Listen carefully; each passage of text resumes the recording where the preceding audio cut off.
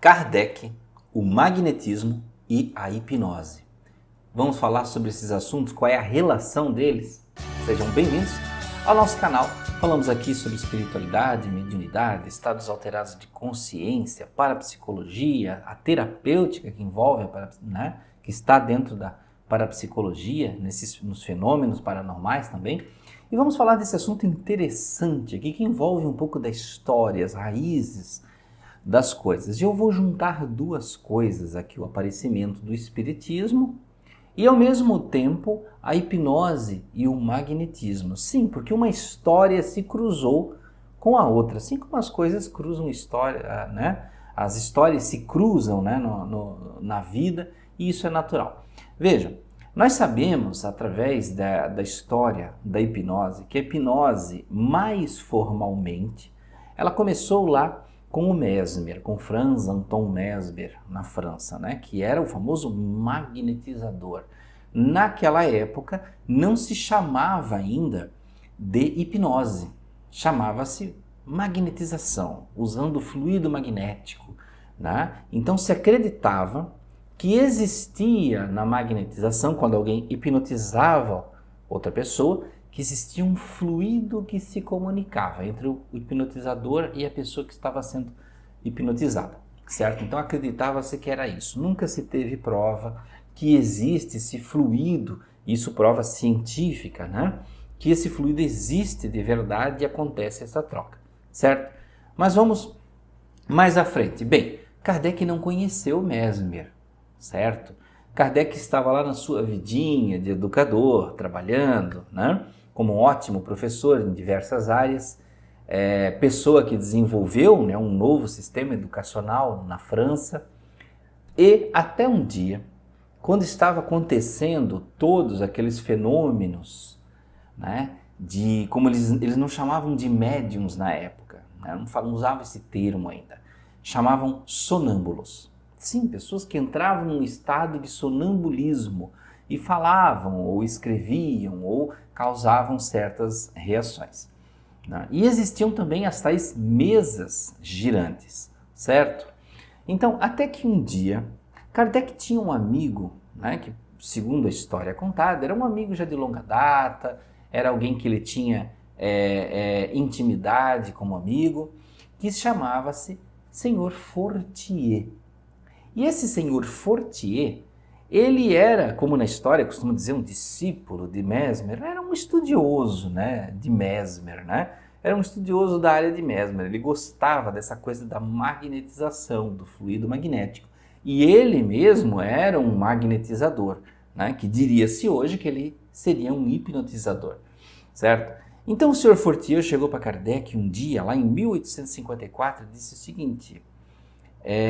que o nome dele também não era Kardec na época, né?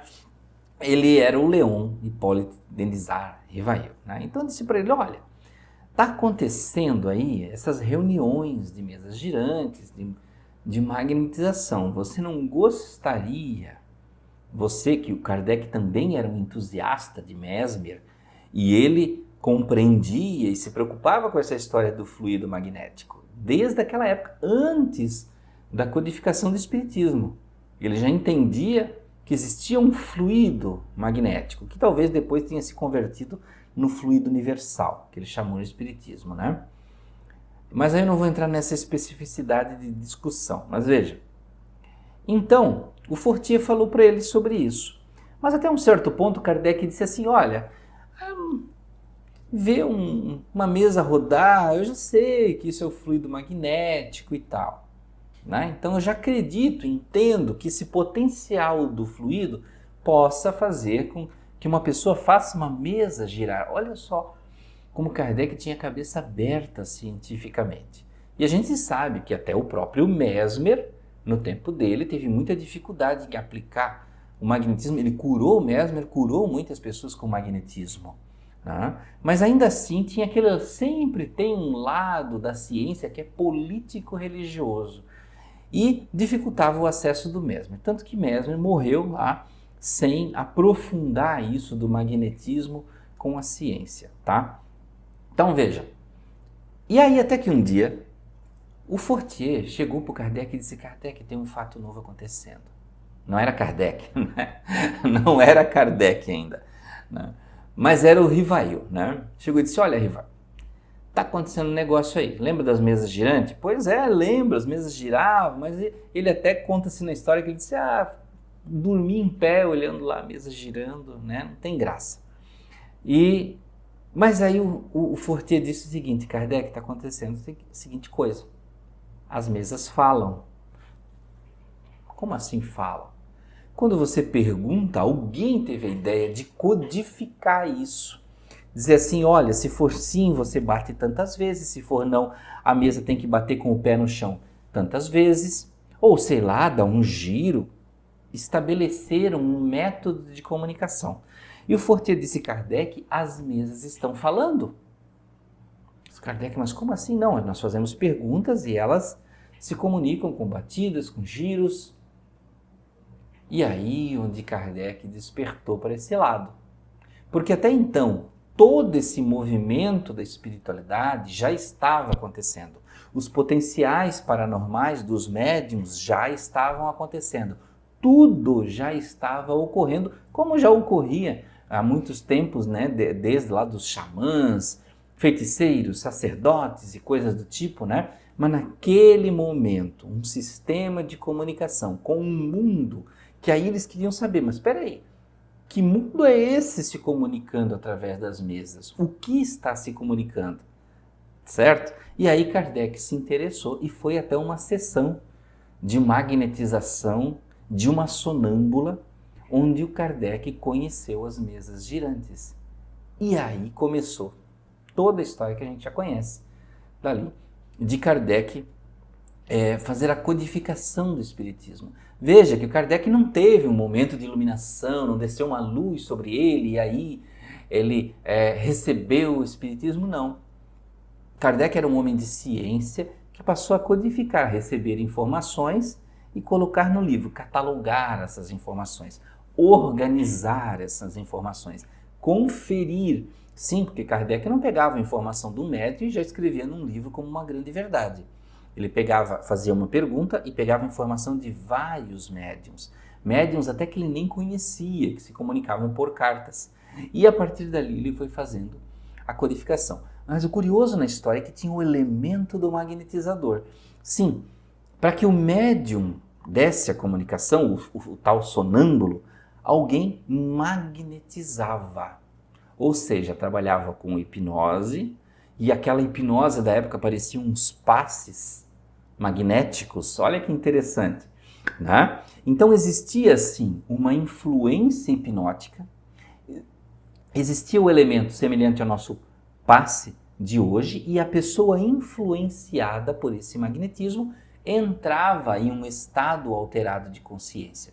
Talvez alguns de vocês possam pensar assim: mas não é uma sugestão, a pessoa sugestionou. Não, nessas situações não se sugestionava algo muito específico. A pessoa dava comunicação e quem, o que, como, vinha depois naturalmente. Tá? Então veja que, olha como se mistura essa história. Claro que depois, toda a história da hipnose, ela foi transformada depois pelo James Braid, que passou a usar o termo, né, hipnose, que vem do sono, né, que é um sono, uma espécie de sono, né?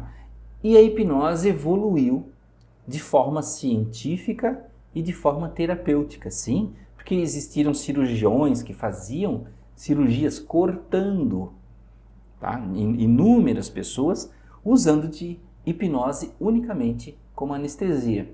Então olha que história interessante. Kardec cruzou pela história da hipnose. E se você olhar o livro dos espíritos e o livro dos médiuns, Kardec fala do magnetismo inúmeras vezes. Inclusive o próprio Espírito de Verdade fala do magnetismo nos livros. Então olha que interessante esse cruzamento de história. Mas veja, só não vamos confundir essas coisas. Espiritismo é uma coisa, hipnose é outra. Para a psicologia é outra coisa. Então não existe ali uma ligação, uma dependência. Por exemplo, para eu falar com você sobre parapsicologia, eu estou falando de espiritismo. Não, parapsicologia é uma coisa, espiritismo é outra. Os fenômenos paranormais na visão da parapsicologia é uma visão totalmente científica, estritamente científica.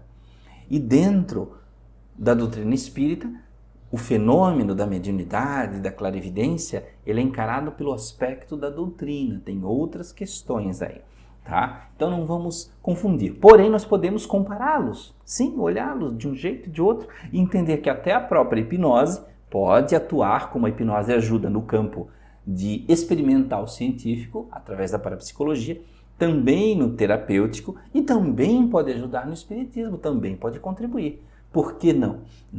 Então, meus amigos, olha que história interessante esse cruzamento de histórias de Fortier, Kardec, o magnetismo, a hipnose, o passe, o espiritismo e entender que isso evoluiu para muitas coisas e muita gente seguiu por caminhos diferentes depois. Então a ciência, a história nos surpreende muito. Gente, muito obrigado por ficar até aqui, por curtir essa história interessante. Curta aí se você gostou também. Um grande abraço, muita paz, muita luz. Até a próxima.